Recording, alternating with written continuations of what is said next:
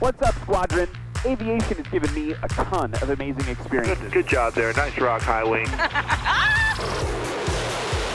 But more importantly, it's introduced me to a whole new family of friends. Like, dude, you're killing it. You're having a great day. So just never give up. Airport, and then, oh, by the way, I got carb ice while I was flying through, so the engine started running rough, and I had to Join us tonight as we're cleared direct for some hangar flying. I am Bryon Bowman, and this is SuperAero Live. How's the live? How's the wild cookie?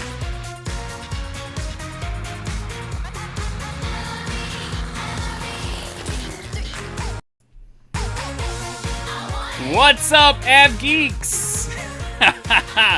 New intro, and I'm just sitting here in awe that it worked, because as you know, the intro almost never works when we try something new. It's Wednesday, which can only mean one thing. It's time for another episode of SuperAero Live. Thank you to all of you who have been checking in over the last 2 weeks as I took a little break to get some stuff figured out, to re-energize for the show, to get ready for year 2. Can you believe we did this for a year together, and now bam, we're off and running on another one. Got a lot of great guests lined up for the year. I think I've almost got 30 of them in the last week lined up, and yeah, it's gonna be rad. I'm so excited. Let's talk about who's here tonight. Let's say hello to a couple people. Clayton's here. Brian Turner's here. Someone must have said his name 3 times. Brad Bloom's here. Charles is here. Sarah Clucky. Clucky's doing her training in a J3 Cub right now. Good job for you, Clucky. Robert's here. Parody Show is here. Marty's here, of course. Wouldn't be a party without Marty. Hey, that was good. Jason's here. The whole... Jonathan's here. Dude, the whole gang is here. I'm so excited to see all of you get back with my Sky fam tonight. This season, can you call it a season? This year, we're going to kick off a bunch of new and exciting things in the show. Tonight, though, is going to feel really, really similar to what you're used to. And I don't want to talk too much longer. I just want to introduce our guest. It's Dan from Taking Off is here, everybody. Check it out. Hey, everybody. Good to see you. A lot of regulars here in the chat list I'm looking at. I was going to say, you probably That's recognize nice. some of these folks. These are probably, I mean, Taking Off is an aviation institution. I'm just going to say it right now. I appreciate that. Yeah, you owe me $20 for that later. Yeah, I know. So Getting my wallet out here. So and it'll or we'll Venmo maybe. Venmo would be the right way to do it. So we're going to talk about Taking Off in a minute, but first I wanted to check in with you because you had a kind of epic day today. You texted me. You're like, oh, I'm doing this, I'm doing that. I don't know if you just want to talk to everyone about what your epic day was like before we dig into Taking Off. Like, what was your day like today? Well, okay, so I run a video production company, and we have, I think I counted, we've got 17 distinct client things going on right now with over 30 videos that we're producing. And so I'm trying to manage all that. In the meantime, my currency had expired. So I'd gotten my CFI check ride in April of 2019. So at April 30th, 2021, my CFI turned into a pumpkin. So I needed to get that done. So I needed to go with my DPE and get a check ride refresher done. And we'd been having some scheduling problems with the DP. I know that's totally surprised everybody probably.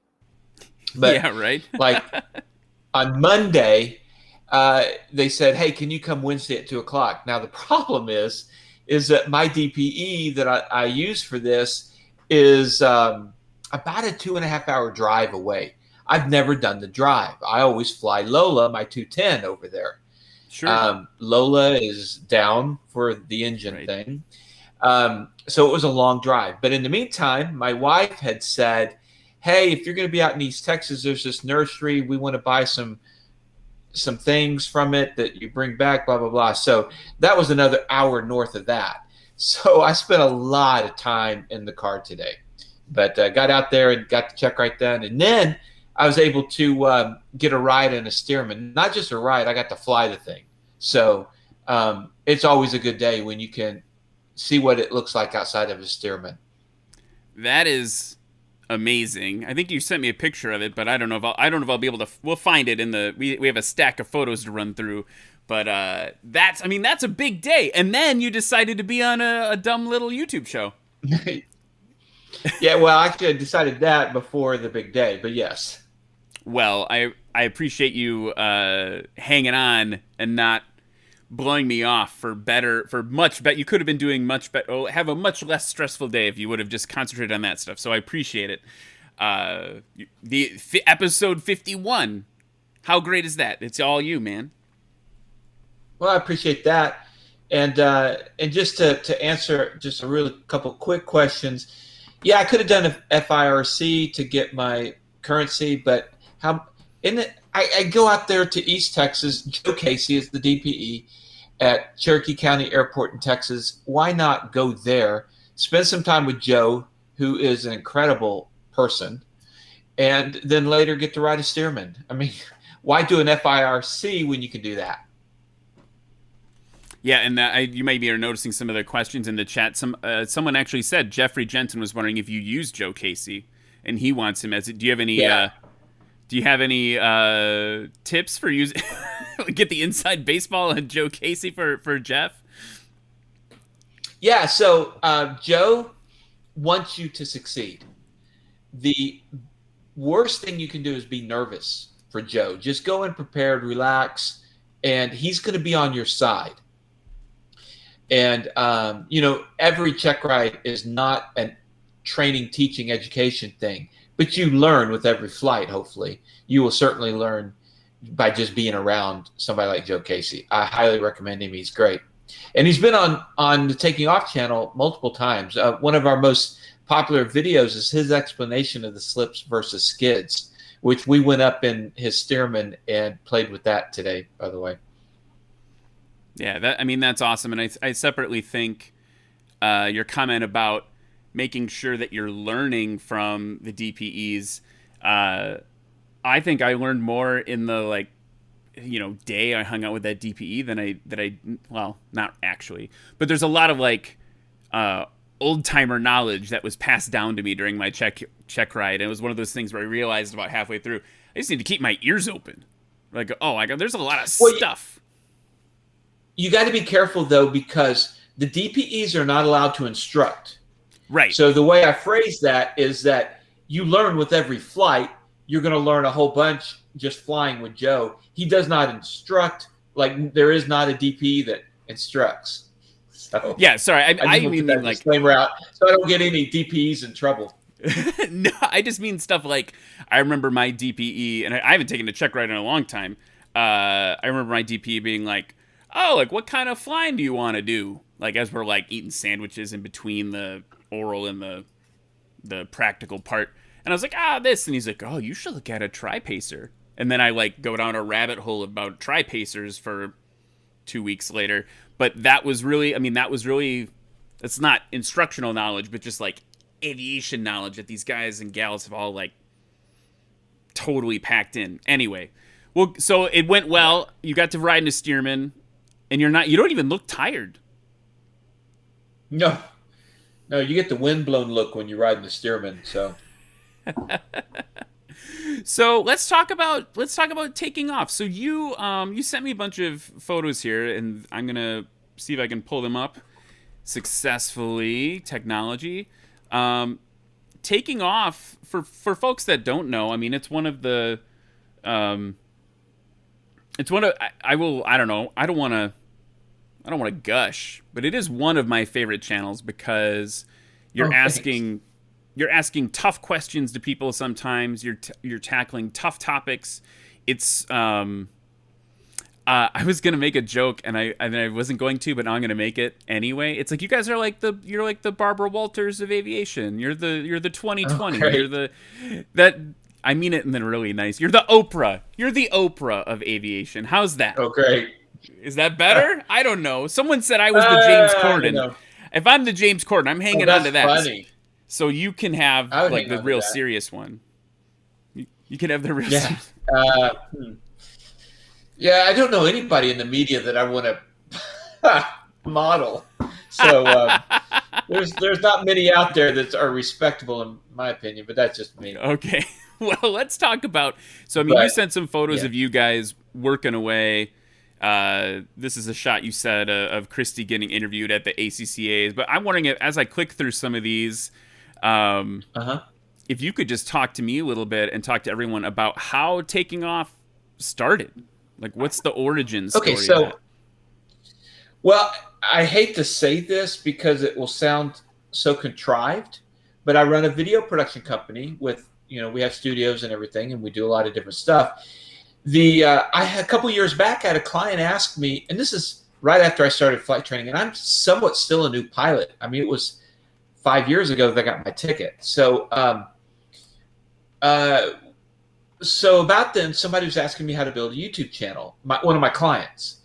And I had my little production company YouTube channel, and I knew a lot of theoretical, but I didn't really know how to build a YouTube channel, so I just faked it like all good producers do when I explained it to him. Then I've been there. I realized I need to do some real world stuff. So I went, and for 6 months, I worked hard on my S-Films YouTube channel. And after 6 months, I had grown that thing by a massive 50 subscribers. So it got nowhere. And then somebody's calling me. I'll have to take it in a minute. If you're watching, I'll take it in a minute. It's somebody who should know. So I didn't grow it. And then I realized I'm a B2B situation with business to business, and it's not going to grow by numbers. So I looked around to see what I could do. And I'm like, for my company, I have a bag full of GoPros. And I'd already been flying for 2-3 years. And it's like, well, why not just try an aviation channel, try to build it, and that way I can have real world knowledge when I talk to my clients. And so that's how it was born. And so for the first 6 months, I just did flying videos. And then I had somebody, Larry Henderson, suggested I do a talk show, in an actual hangar, which for me, being a production company, I just could not do an actual hangar. I mean, the sound quality, everything, the light, I just couldn't do that. So I just did a studio in the hangar, and that's how it was born. And when I decided I was going to do in the hangar, I really felt like it wasn't going to be good enough for just me. So Christy Wong, who I had done one flight with, that's the most I'd ever met her, but she was very present on the North Texas Aviators Facebook page. And I could just tell she was so personable. She was so likable. I thought, well, what if I tried her as a co-host with me on the show? And the rest is history. And that's how that was born. And then when we did our first shows of In the Hangar, we had a whopping 600-700 subscribers when that thing first started.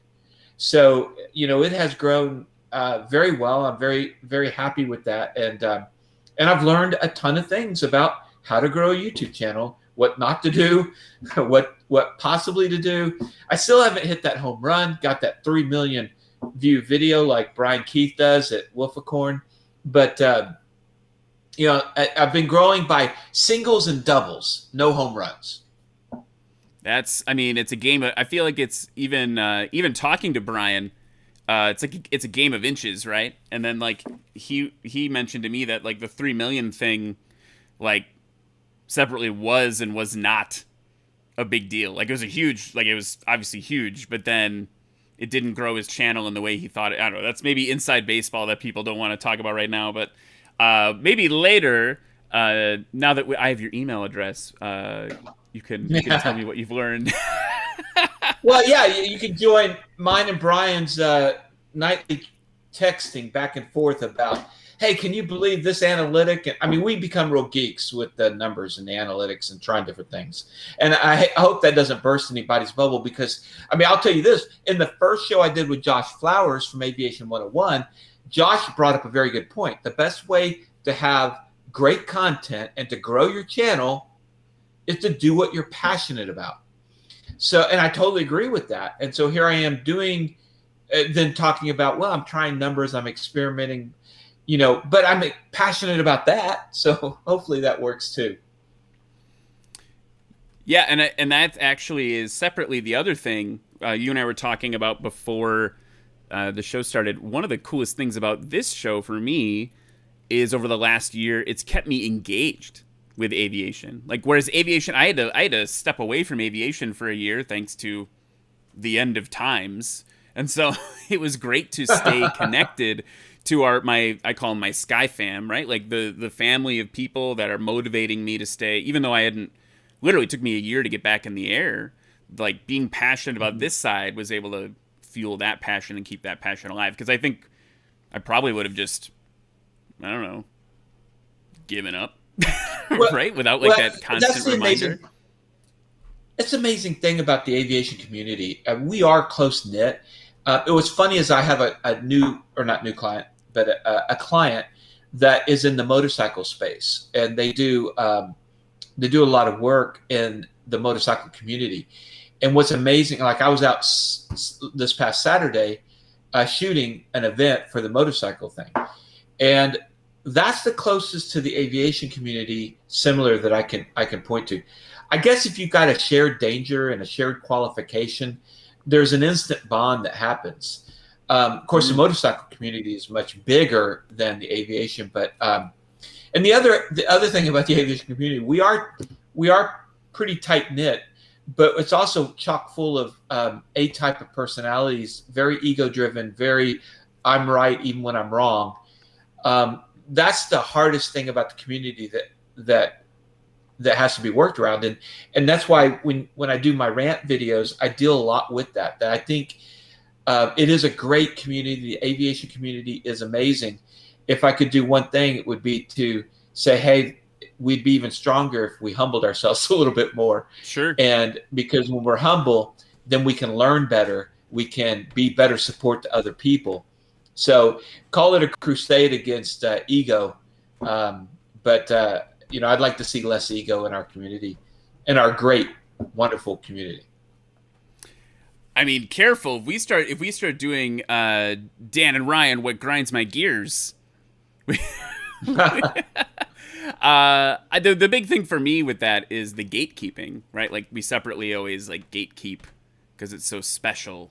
People on the show have seen me vent about that before too, right? It's like, it's not just we also have to be so welcoming, right? Otherwise we're gonna lose it if we don't share it, right? So you got the film production company. This photo came up and I got excited. And was this one looking good there? Two, I love the looking bayonet 20 mount. years younger too. I love that. So that's an old Airflex that that was a workhorse film camera. It's 35 millimeter, and that was used for a lot of MOS stuff because that motor is super loud on that thing. But it would be we shot a lot of special effects. When you're doing a car crash in the film world, you'd use a camera like that. Back in when we actually shot film. So, growing up and doing corporate video, I always wanted to do movies. And for 10 years I did 5 feature films. I always wanted to work in real film. So early on, the first 3 movies I did, we all shot on 35 millimeter. So yeah, I look 20 some odd years younger there because I'm 20 some odd years younger there. So that was a lot of fun. Bryon says that you look like Kiefer Millican there. Yeah, I see that. I just love it because of the film. I grew up on my career was spent shooting 35 for a while. I got shot a ton of 16 back in the day with like the SR2 with that coaxial mag. Yeah. It feel like they're loading a gun. Yeah. Like those were the days. Those were the days. I shot most of my movies with the BL4. I never always used wanted. BL4. We got the Airy 435 we used for a little bit but it was more expensive. So it was. It was interesting. And then by the time I got to my 4th movie, digital had pretty much taken over. So it just made more sense to go digital at that point. My 4th movie, whatever. Yeah, but I never, they're B movies at best. And, if I do have regrets in life, and yeah, this is from my second movie with Sean Patrick Flannery and Joey Lauren Adams there on the right.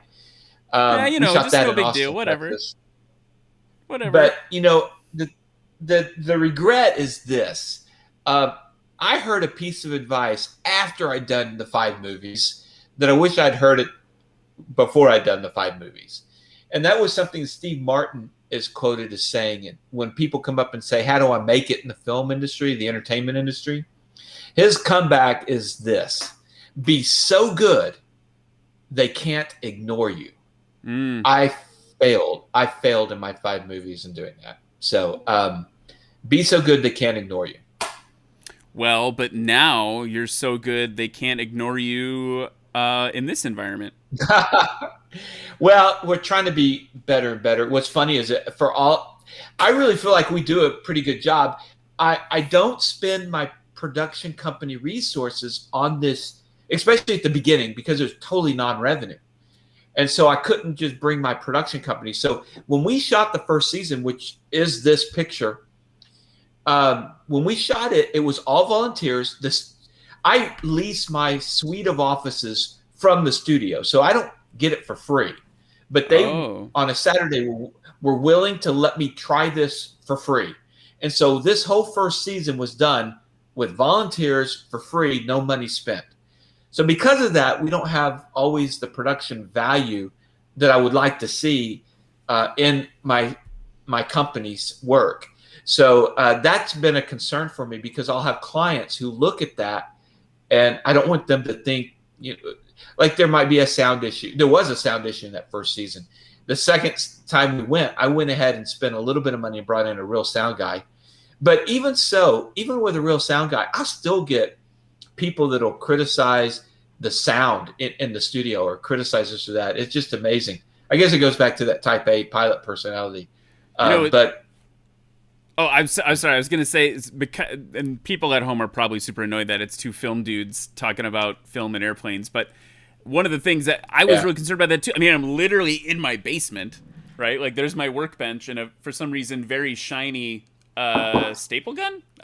This is normally behind my head. But like, I've had more clients come to me now and say like, look, like that scrappy little thing you're doing in your basement that you're clear, it's just a passion project. I mean, I have a prompter up, I got a light or whatever, but it's not anything like taking off is or in the hangar is, right? Like, well, if I'd had time, I was going to go to my office where I do set up, and I have a nice soft key light, and I was going to set up for that. I just didn't have time to get to the office. So but this is not me. This is not me criticizing. This is me saying you guys have so much production value. I'm in my basement. I was bothered by this. So what I'm doing here is I've got a light that I'm purposely bouncing off my my white shades to give that soft look. Yeah, it's working. It's very. Yeah, Brian Turner's probably laughing too, because I've texted back and forth with Brian and pictures of his setup saying, "Hey, you should move your light here. You should do this." Right. So, and then, I will tell you the only piece of professional. So everyone in my, maybe I just work with slackers compared to you, but everyone professionally in my community is like, wow, that's cool that you're doing it, except the hair and makeup people. They see the show and they say, Ryan, there's a lot of shine up there. Why don't you have me come fix your shine? I'm like, every week? I can't afford that. You're expensive. Anyway, let's go back to airplanes. Okay. So look there's a lot of shine when I do that. So let's talk a little bit about the show. I mean, this is a pretty epic thing. Because you organize it in seasons, right? Like where are you at now? How many seasons are you? So we did 2.5. Is it okay? Well, we just taped season 5. So we're in the midst of season 5, and I call a season by what we tape. And again, it goes back to Larry's idea about doing a hangar show, and then my thought was it is really a lot of work as a passion project to try to do all these flying videos where I'm shooting 4, 5, 6 GoPros and then having to edit and everything else, I just didn't have the time. So because as I was studying, everything said release 1 video a week on a regular basis. When you set, then that'll help you build. Right. And as I did that, it was just too much work. And so the idea here was to do something that would give me a little bit more relief. So that first day, I begged, borrowed, and stole for 1 day in the studio, and we shot 14 or 15 episodes, and that was season 1. And what I did was I did every other Friday, releasing it with in between a flying video. So that covered 30 weeks, so more than half a year, 6 months. And so I thought, okay, good. That gets me 6 months down the road.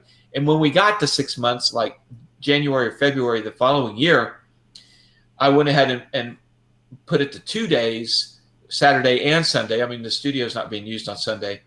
And still got everything, still got volunteers for the most, I think, on season 2, it was all volunteers still. But, we, that's how we got going. I will tell you, and again, this is why I was glad we started to grow and I was able to get a teeny bit of revenue in. At least we're underpaying people, but I'm paying people now. Right. In the first season, we did the very first episode of the first season. The guy on the camera that had the guest forgot to roll it. So we had no guest coverage. So it's all me and the wide shot. And, what are you going to do? And that's why I just cringe at some of the production quality because, we were going with what we could go. And the volunteers were not camera operators. We were doing a crash course right before we start shooting. So, sure. But I will say that we opened up in the film industry. We said, hey, any volunteers want to come and learn? We did find a couple of key freelancers we use today from that first season. Actually, one's watching or was on a little bit ago. I don't know if Rupert's still here, but we call him Alex. He came back to being a volunteer on In the Hangar. Now he's probably one of my key freelancers that I hire all the time. Oh, that's awesome. So yeah, I mean that's smart of him to take that opportunity to learn and then to separately put a good foot forward, so to speak. Put a good wing up. I'm trying to make an aviation joke. Right. So okay. No matter how hard we try to make it an aviation show, we keep getting pulled back into the video. We can't help it. It's two film dudes.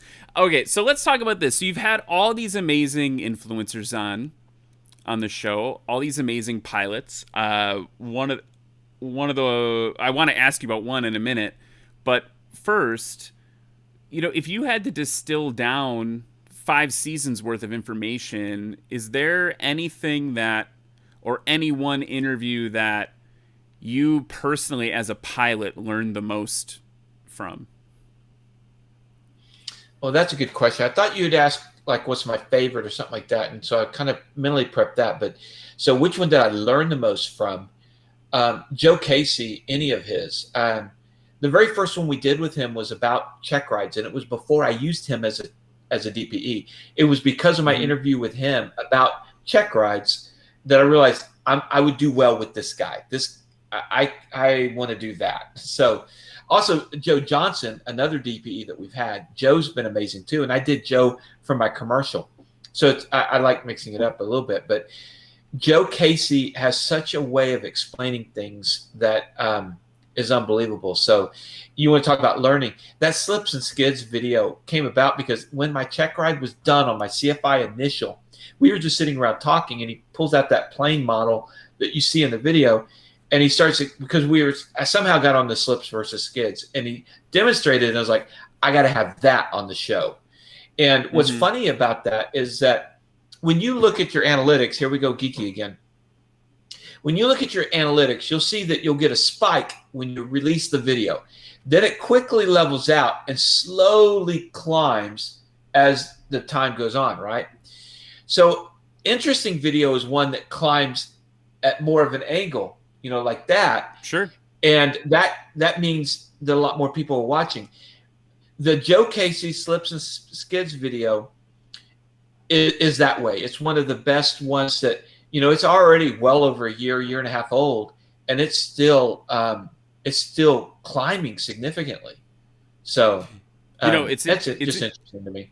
No, I mean, what's interesting about that too, that you mentioned that, is for the SuperAero Squadron, the Patreon folks that support SuperAero, we have a private Discord server, and just recently, just like a week ago, I think, the Slips and Skids video got posted there as like, oh, like, check this out. Like, this is real. I learned a lot from this. So I think there's something to it, right? Like, that's fair.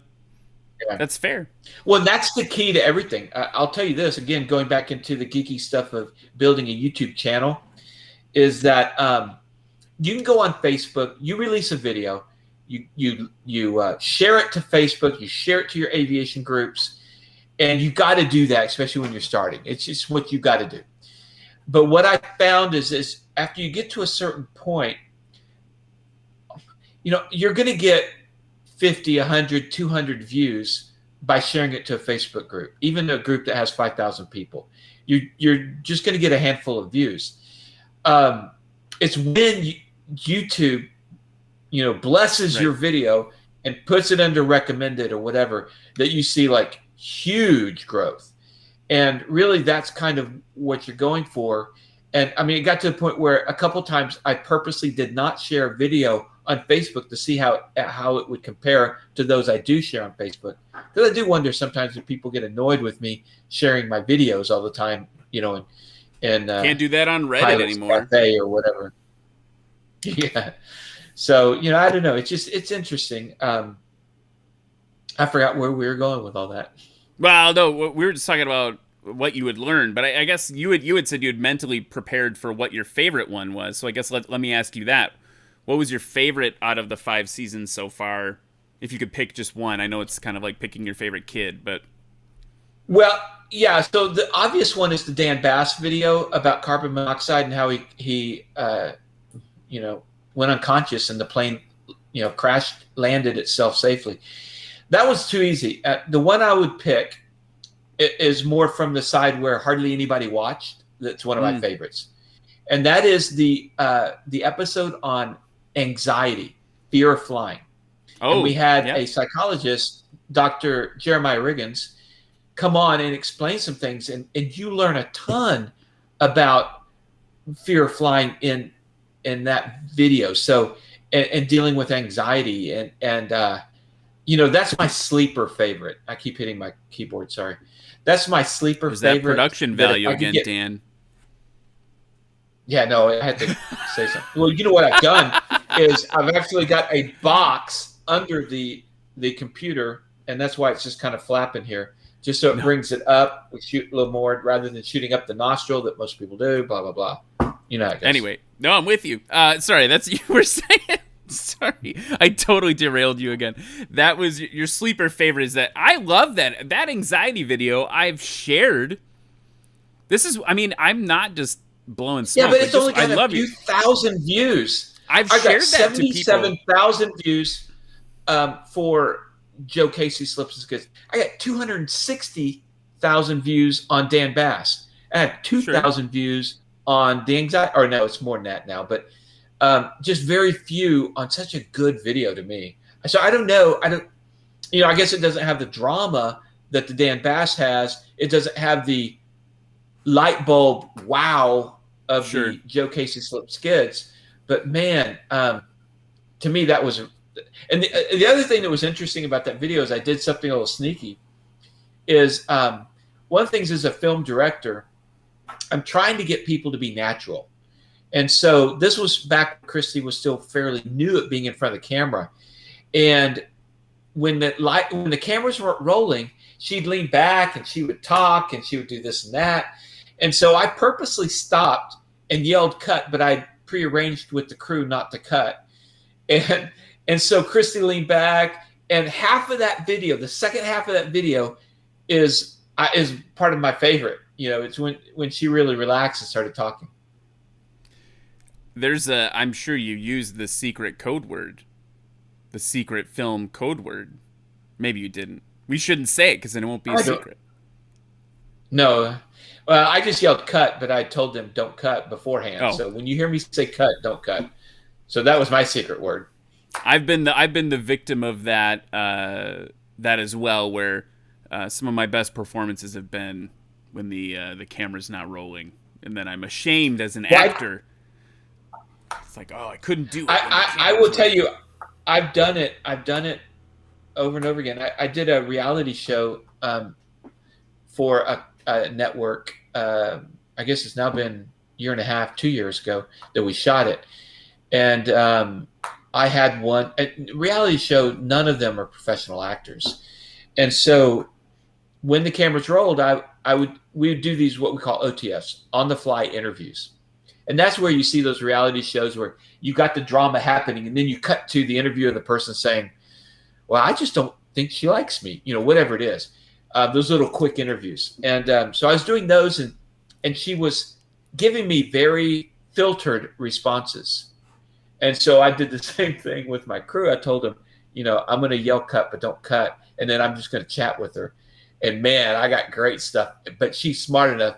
And when I got done with that, she realized what I'd done. I can never do that again. So yeah, you only get one try, right? If they figure it out. Yeah, you can play that card once to some people. So okay, that's good. That gives me some insight into a little bit of like where, because I think people often wonder. I had this similar conversation with Flight Chops with Steve Thorne about his favorite video, and I See, there you go. You've gotten him on. I haven't been able to get Steve on my show. Well, maybe if you get me on, I can just bring him with. Oh, I know. There you go. Yeah, that's how that relationship works. Okay, good to know. Good to know. So, well, you're up closer to him too. He has to come across a whole country to get to me. Well, I only saw him at AirVenture. It was like he was already there. Okay. All right. But and he's been on this digitally, right? But one of the things that he said was interesting is he's got that video that's the Coast Guard where he is a rescue. He's part of the training, Coast Guard training, and that's one of the ones that he worked the hardest as a producer and as a YouTuber and a creator on. And it's one of the ones that doesn't have kind of the view count he's used to. And I just think it's interesting. You never know the way it's going to shake out. So, okay. Yeah, you don't. You do a video and you think it's, oh man, this is going to crush. And then crickets. And then you do a video that's a throwaway. Oh, I don't care about this thing. You put it up there and boom, it's your best performing video ever. Exactly. It's always the one you work the least on. Yeah. So let's talk about your obviously your aircraft's going through some maintenance stuff. But what type of, let's talk about how you found flying. How did you start as an aviator? We've got the taking off thing. I think the film production thing. I feel like you and I need to just powwow we just need to chat for a couple of days about that. But talk to me a little bit about flying. I'm going to find some pictures of you flying here. Okay. So the whole deal with flying was I've always wanted to fly it. I had airplane books as kids. They were my favorite thing. When I was in high school, I wanted to go Navy ROTC and fly and, off of carriers, get both my love of boats and airplanes in there. But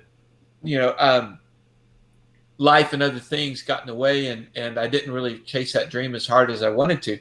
So fast forward, 30 years, and I've got my video production company. And say about 9 years ago now, the drone craze was just beginning. And drones revolutionized our video production world, in a huge way. And this is before even the Phantoms. So the very first thing I did was there was a new upstart company that was building custom-made drones, and I got an Octo, an 8-bladed one that could carry 18 pounds, so I could put a red cinema camera on it. And I bought that and used it, ended up putting GoPro on it more than off, and it just overkill in a big way. And that ended up crashing multiple times, but a really horrible crash one time, but that's neither here nor there. But as I was doing that and starting to do more drone work, the FAA was making it clear as more people were doing it. And some of the early video guys were being real brash about it, flying it around the Empire State Building or the Golden Gate Bridge. And the FAA had to make an example of somebody. And but it didn't work. And the courts kind of said, hey, FAA, you're behind the times. You need to, because the FAA was saying you have to have a commercial pilot's license to fly a drone for money in any airspace. That's what it was 8-9 years ago. And there was no 107 drone license, anything like that. Well, that was unenforceable, the court said. And so the FAA did it. And while they were working and knew that they were 4 years away from a drone license like the 107, they came up with what they called the 333 exemption. What that said is you get any level of pilot's license, apply for the 333, and we'll grant you an exemption from the commercial pilot's requirement, and you can do commercial drone work. Well, I'd always wanted to fly. I loved aviation, so I used that as my excuse 6 years ago and started flying. And I knew I'd love it. I fell in love with aviation, and I got my 333, was one of the few that did, and was actually legal to do commercial drone work. And eventually the FAA came out with the 107, and now you have drone licenses. So that's how I got into flying drones. Who would have figured? That's how very Trent Palmer of you. Yeah, Trent does nothing but drones work for the big LA companies. For me, I was doing corporate, and drone was just one tool in my bag. So I'm using, after my big Octo crashed and burned, now I'm using, at that point, Phantoms and Sure. smaller drones because they're just easier to work with. I'll fly a lot indoors through manufacturing warehouse, kind of stuff, and showing different things. So, yeah. Last time I was flying drones on set, the very classic thing happened where the director walked up and said, "Can you get just a little bit closer to that person's head?" And I said, "I would prefer not to. I would prefer not to do that. That feels like a thing that you should do if you are willing to pay for it." Yeah. So you go get your license because of drones, which is awesome, and I think that I love that. I mean, that 333 thing, it wasn't the greatest. It was definitely an onus on like the film production community for a while because you had to make this massive investment in training or whatever. The crazy thing was that nobody really knew how to do it, but a few people, and they were charging $5,000 and sometimes $10,000 to do your 333 application for you, Right. and people were paying it. I spent $10 on a YouTube video that somebody was charging for $10 to watch it. It showed me what to do, and I did that, and I got my 333. But people paid $5,000 and $10,000 for the 333. It was crazy. Yeah, you can get a pilot's license for that. Right. I'm having this exact conversation. What kind of flying are you? I mean, so you get the license, you got the drone, you're able to do the drone flying and stuff. But then, what kind of flying are you I mean, I think this shot here looks like work flying, right? Like, this is exactly the situation. So while that's up, I'll explain. So as I got my private, for my business, half of my business is we're shooting outside of our location. So we're in Dallas-Fort Worth area. So I would say half of our shoots were in other parts of the country. And we had a lot in like Houston. My biggest client at the time was in Houston, which is a 4-hour drive or a 1-hour flight. And so coming out of my private, I went, hey, I could rent a 172 and take one crew person. And actually I tested that. My first long cross country right after I got my license was to Kentucky, Lexington, from Dallas-Fort Worth, where I went and shot something. But so I started looking around what plane I could use that would be able to take 3 or 4 crew people and gear. Well, a 6-seater is the only thing that would work. And when I did the math, I needed something that was a minimum 1,400 usable on the load. When you look at that, pretty much the only choice out there is the Cessna 210s. And so I started looking at 210s. At the same time, I reached out to an old friend of mine and said, hey, who was an American Airlines pilot. And I let him know I got my pilot's license. He said, hey, if you ever want to go in together on a plane, let's do it. And so when I decided I would do a 210, he was all game for it, and that made it possible because I couldn't have done it on my own time. I'm not rich. So like all the other plane owners, like Brian Turner, who has a Cirrus. So I immediately went into my instrument knowing that I can't. Sorry, I was trying not to laugh. That was a good joke. I was immediately went in my instrument because I could not tell a client, I'm sorry, we can't shoot today like we scheduled because I have some clouds in the way. So I went to instrument, got my instrument, and then from there, after that is when I found a 210. We bought it and then used it all over the place. So that picture was one of the first shoots we went to. Excuse me. We went from Dallas to Ruidoso to shoot a television show that we did called Ride on the Road. That's our talent sitting next to me. And we're flying to the shoot. Now, two guys, here's an interesting thing. Not all the crew people are comfortable flying in a small plane. Go figure. So I don't make anybody fly with us. But it worked out with a casting crew of 6. It wasn't going to fit in a Centurion. So they loaded up the SUV, drove it from Dallas to Fort Worth with most of our gear, and that kind of worked out. So, but that now, as of today, I've flown that Centurion to Connecticut twice from Dallas. I've flown it to over the Rockies to Salt Lake City. I've gone to Montana multiple times. I just love flying the plane to shoots. To me, it's the ultimate in freedom. Not waiting on airlines and missing connections or missing baggage or whatever. So I absolutely love using the plane for work. And my family hates to fly. My wife has never flown with me, not once, and won't. So my only flying is business. Gotcha.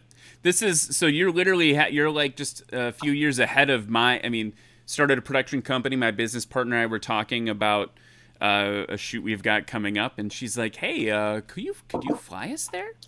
And I was like, I can't fly us there because we need to be there. Oh, you're not IFR? Not IFR yet, and so I was like, I can't. Like this thing, I had a client. Here we go with more film talk, but it's airplanes. I had a client in Jackson, Michigan. They're a big donut company. They make donuts, and so we had to get out to Jackson. And the client, my direct contact was like, Ryan, you're a pilot. I want you to you need to fly your plane to this shoot next week. And I was like, oh, no, sir. Like, I'm not risking your shoot. He's like, send everyone else by the car and you fly your airplane. I want to see your airplane. Like, why have it if you can't fly it for work? I'm like, well, 1, you're my favorite client ever. 2, I'm still not going to do it. Drove the whole way there, looking up at the beautiful Kavu skies all the way Blue from sky. Milwaukee. Yeah, totally. Clear in 1,000. But anyway. Okay, so yeah, so that makes sense. I love flying the shoots. It's just amazing. So I recommend it. And if you're going to get your IFR, if you're going to get your instrument, go the Brian Turner route and take 6 years to do it. It really, you get your money's worth by doing it that way. Yes. No, I think I'm actually waiting for Brian to get his triple I is what he's going for, I think. The double or I don't know. He has his triple I. He's got to go the triple I now. One. Right. No, I definitely want to go that route. Have him teach me how to do it.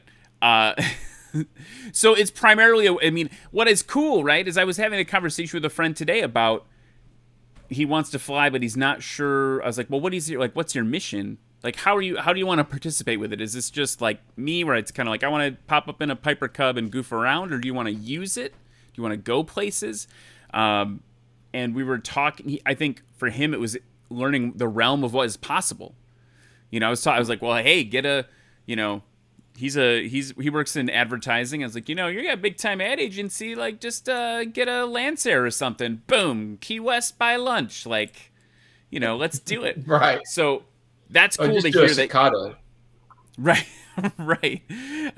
That's so cool to me that you're able to actually leverage that for work. I don't know. That's pretty neat. Well, I was, and then I wasn't. So sure. I've had so many trips. I could have taken Lola, my 210, on, and I have not been able to because she's been down for 6 months. That's hard. More than 6 months now. Yeah. Whew.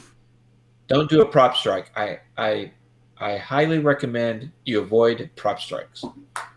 I think that's a fair piece of advice. I wanted to ask you one other thing, and I'm gonna end, and then we're gonna play a game because we're almost out of time tonight. But I wanted to ask you, maybe this might start like another hour-long conversation. But I wanted to get your perspective on something. Right now in aviation YouTube, there's a huge uptick we're seeing in accident videos. And before we talk about it, I wanted to say that I think the way that you guys do it on your show feels relatively okay to me, right? Like you're talking about that things very respectfully. It's very factual. It feels journalistic instead of sensational. But I'm wondering if you could offer your perspective on that, because I don't know. I respect what you guys have built, and I'm curious about your perspective on the YouTube industry as a whole, or like the power or why it feels important to do those the way you guys do them. I know it's like I totally like right hooked you with that, and I No, it's a good question. I think it's a valid and a very fair question. So accident videos are relatively easy to do, and for some people, and they come with a huge audience usually. Sure. You do it. I mean, look, long before I was ever a pilot, I had every black box book, transcription book that was ever printed. I mean, I studied accidents. I just was intrigued by it long before I was a pilot. So there is something, people watch the races for the car crashes, whatever you want to say. People have a fascination with crashes, and I'm one of them. And when you look at that, you're going to get viewers if you do accident investigation videos. For me, it is something I've been passionate about, so I wanted to do it.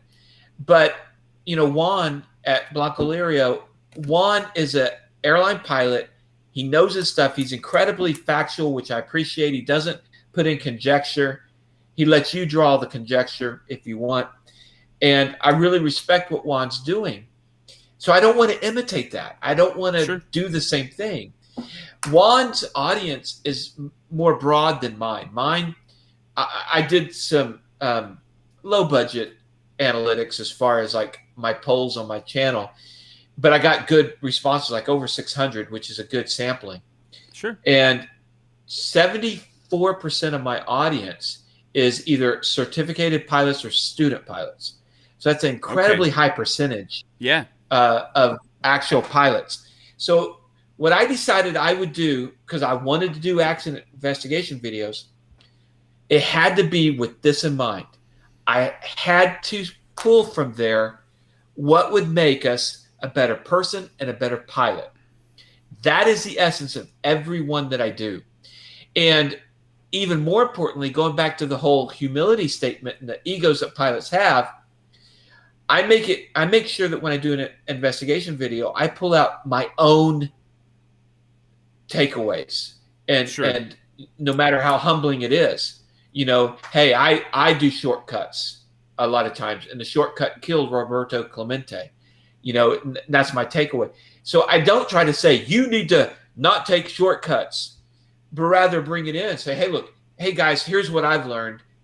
If if I take shortcuts in life, it's something I'm aware of, and that's what checklists are for. And I know I need to remind myself from accidents like this that I need to do a checklist. So that's like my taking off spin on the accident investigations. And I don't think that's duplicating what's already out there. And that's why I do it. It still doesn't stop people from saying, I had somebody post last night. They posted on one of my accident investigations. Oh, Blanco Lirio does this so much better.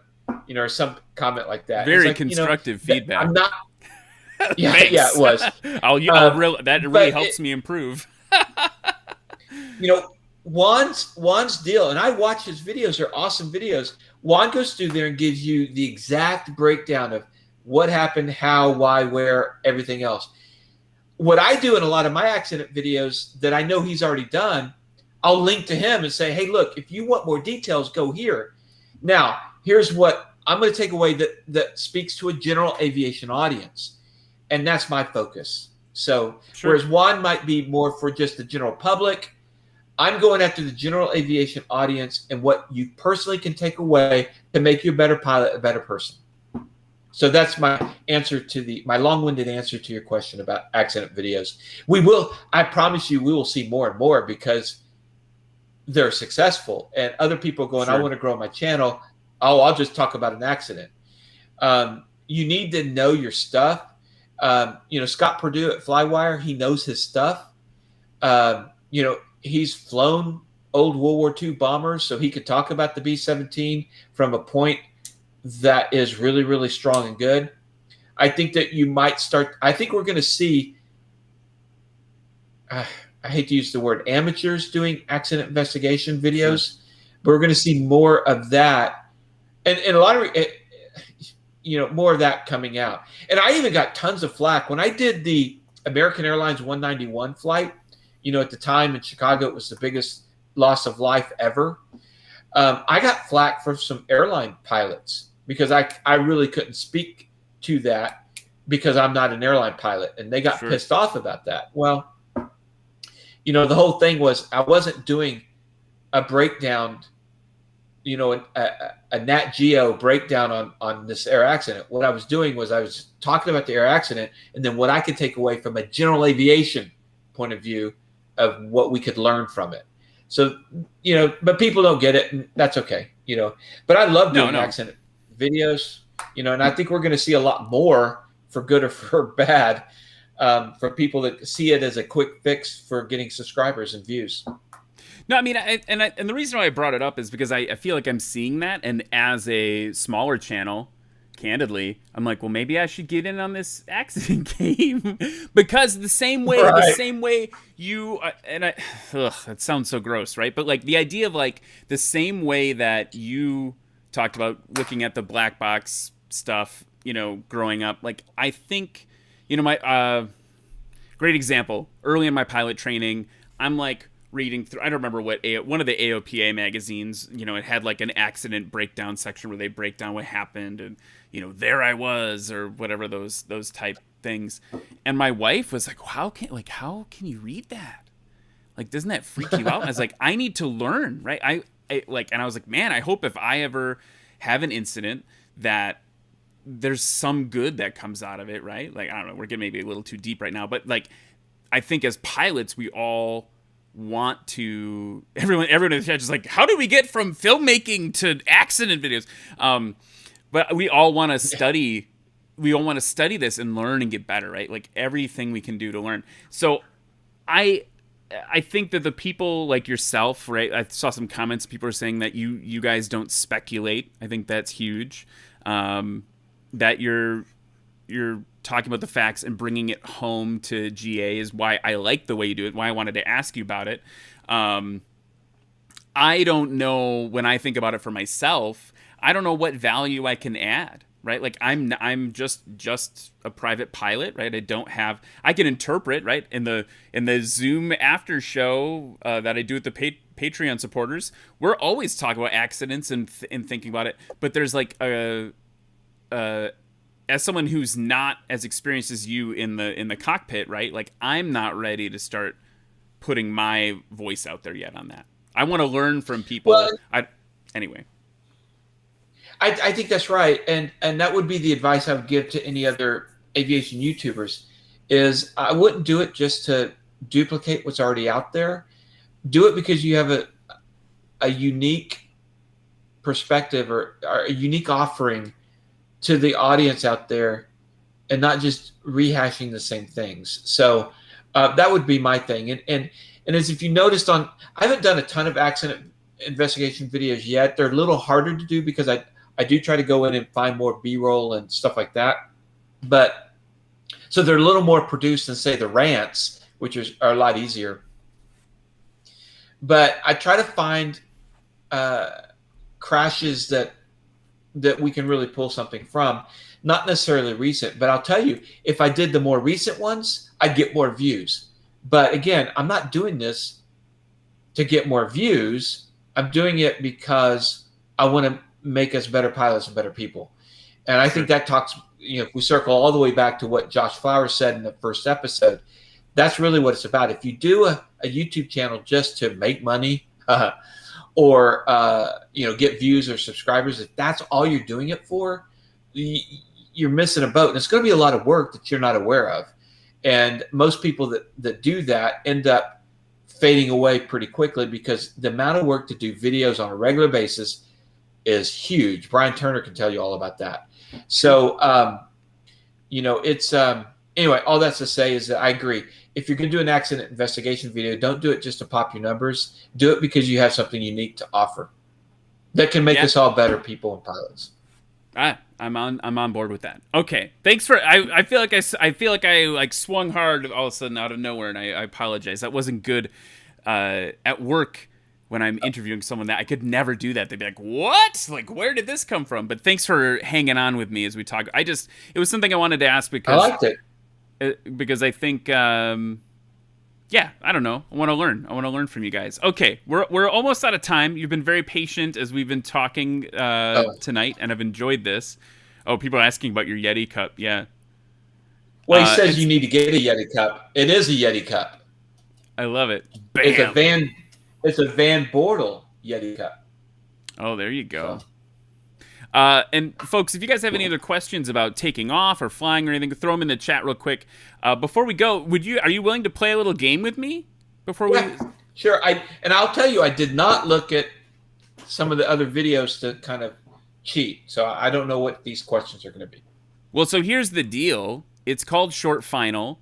I'm going to nudge that counter up there. It's called Short Final, and there are no points. You've already won. You can't go wrong. You can't go wrong. So Short Final is the thing we do every week on the show, and it's just kind of quick rapid-fire questions about you as a pilot, and we'll just see how many we can crank out in a minute. I'm going to crank on some music here. Oh, very loud, though. There we go. This is a professional That'll show, wake everyone. people up. Yeah. All right. Dan, tell me. First, let's start with the one everyone asks. North up or track up? North up. What about the favorite airport you've ever landed at? Atlanta, Hartsfield. Ooh, that's a good one. What's your favorite civilian aircraft you've flown? That I've flown? Oh, the Stearman. I suppose we gotta show a picture of that before we're done. What about so is the Stearman your favorite warbird then, or what's you don't have to have flown it? What's your favorite? No, favorite warbird's gonna be the Corsair F4U Corsair. People were predicting that in the chat. Maybe you've talked about that on the show. Well, because I have it on my people that know me know that. Yeah, absolutely. And then last but not least, favorite passenger you've ever flown with? Oh my gosh. Whoa. Should I say Bryon or Christy or I don't know. That one's too tough.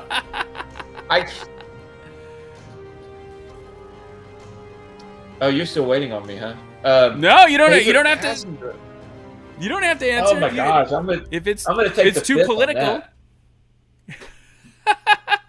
Yeah, because I can't. The easy one would be to say, "Oh, my wife," but she's never flown. That is surprising. You know what? My daughter and my son have flown. My daughter's flown with me twice. My son's flown with me 3 or 4 times. Those would be my favorite passengers, for sure. I love it. No, yeah, I'm still waiting to take my kids up. They're really young, so I'm waiting to see. I'm going to scan for some questions here. Brian Garrett says he's late. Can we start over? I guess. Ken Dodson wants to know how much does Brian pay you to let him guest host taking off? That's a good one. Yeah, you know what? I actually really like pulling people in. I've done Josh, and as a matter of fact, I'll give you the offer. Come down to the next taping. Why don't you be a guest host on one of the in the hangar shows? I would be absolutely honored to do that. Yeah, I'll make the trip. Yeah. Let's do it. Let's plan that. It will give you a slot. You have your people call my people. My people's Brian Turner, so. Okay, so you have Brian call me, and then he's actually my people also, so I will have him call you. That works out. So yeah, Bryon, Bryon just you sort work it of out. be very, very efficient. What is that? I don't know. Phil wants to know who your favorite Canadian is. Is that something? Is that an inside thing from Taking Off, or is it? I don't know, but I'd probably say the only Canadian I can think of at the moment. Isn't William Shatner Canadian? No, I don't know. Oh, I'll tell you, my favorite Canadian is somebody you probably don't know. No, I'm not going to go there. It's a rabbit hole, and we're running out of time. No, So- that's all right. Bryon says he's going to call us both to get it sorted Oh, out. good. And Then, what is he going to call us? I don't know. Ooh, yeah. And this question keeps coming up in the chat, so I feel compelled to ask it. Everyone wants to know what your first word after the prop strike was. It feels a little unfair, but parody shows hitting me hard with it. It keeps popping up. Charles is asking. You know what? I had extended family with me who had not flown with me before. And so I had an adult and her 2 kids in the plane. So I did not swear anything. And actually, honestly, the first words out of my mouth may have been like, oh my, or something. But it wasn't like I thought it was the end of the world. All I did was kick up a little bit of mud, and the mud went right over the screen. And I thought, okay, just shut it down and clean up the mud, and I'll be okay. And it was when I looked at the prop edges and saw how torn up it was. That's when the words came. But they were in my head. They weren't out loud. Ever the consummate professional.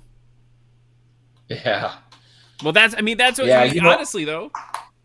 That's part of it. It's part of this thing. I briefed that taxi right there. So what happened was we're on a ranch road in the desert, so there's no water. Except there was a cattle tank that had leaked across making about an 8 to 10 foot wet area.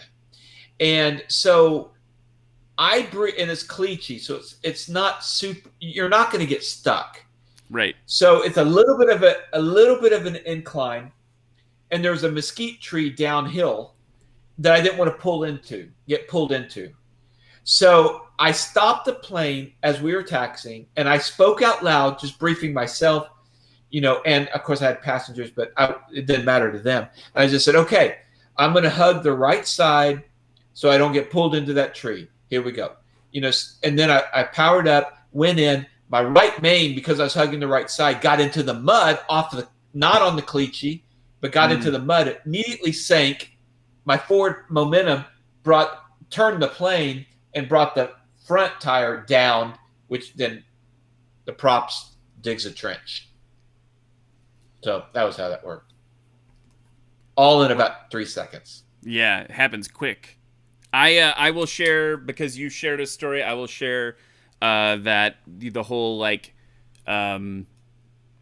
the ground loop thing in tailwheel flying.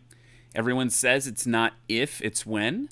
And for me, it was during my training, and came in with a right quartering tailwind, like you do, or you shouldn't do, and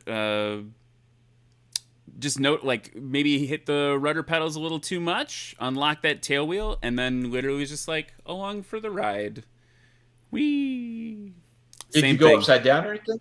No, it was it was a J3, so it's going so slow. I ended up on the opposite run, the crossing runway, facing the wrong way, and then someone on Unicom laughed at me. Nice one, kid. And I was like, all right, I made it. But I wish I could have laughed walking from this one. Yeah, that's so fair. I still don't have a plane to fly, and that was November 1st when that happened, day after Halloween. So what is it going to take? Are you just I know you give the updates on the show, but how far out, how much further before you're back in the friendly skies besides today? And while you talk, I'm going to pull up that picture of that steerman, because we got to end on a positive note about your steerman here. I'm hoping any time from 3 weeks to, I don't know, 4 or 5 weeks. That's not the steerman. That's a picture for Josh. Bryon specifically. So maybe we'll get it soon. I don't know. Anyway, There's Look at all these photos we Marcel. didn't even get to, Dan. there's Juan Brown from. And there's the Pades. Oh, sorry, go wives. back. There's Juan Brown. There's Juan Brown. Yeah. Look at all these legends And of there's- aviation. Yeah, hey, go back to Juan Brown. I do want to point out something. So when you look back there in the upper right, the camera guy, Yeah. that's Alex Rupert, who volunteered way back in the first season of In the Hangar and is now a regular person I hire all the time. I love it. I love it. Okay, yeah, let's crank. We got to find this steerman here. You got look at all these Ugh, who that guy? Oh, who's that? Did you? Very dramatic looking, very serious. Alright. He's sitting Yeah. in the host chair, so there's Lola. You know miss what? her I greatly. don't think people realize too. What's great about your airplane is there's no struts, man. You got such a great view. Yep, the 210 does not have struts. It's So got a awesome. cantilever wing. Yeah, that's It's cool. faster All right, because no induced drag. There I am shooting aerials. I'm actually not really shooting because I had the window open when I'm really doing it. There's the steerman. there it is. From today. That's today. I love Yeah, it. that was today. What a cool day. You got to come on. It was you a got cool to day. you got to do a check ride, riding a steerman, then come on SuperAero and talk about accident videos. Yeah, there I am in the steerman. And same shirt, same everything. It was today, so.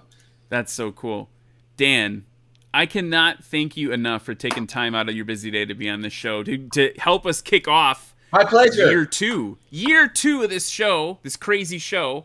And I would be absolutely honored to continue to learn from what you guys are doing. I think what you're doing is really cool. And maybe what we should do is have you and Christy come here next time, and I'll interview you in the basement. It's Okay. kind of like your studio. That sounds Yeah. a little weird, a little scary, but okay. Well, Um, we know each other now. It's you know- we. We don't have basements here in Texas, by the way. Oh, Basements yeah. are only in horror movies. That's but for real, I it's a real offer. Come out next time we do In the Hangar. I shoot like 35 episodes over a 2 or 3 day period. We'll have you out and you can guest host one of the episodes. Wow, So that's for real. that's a huge thing, man. Thank you so much. I would be honored to do that. It'd be fun.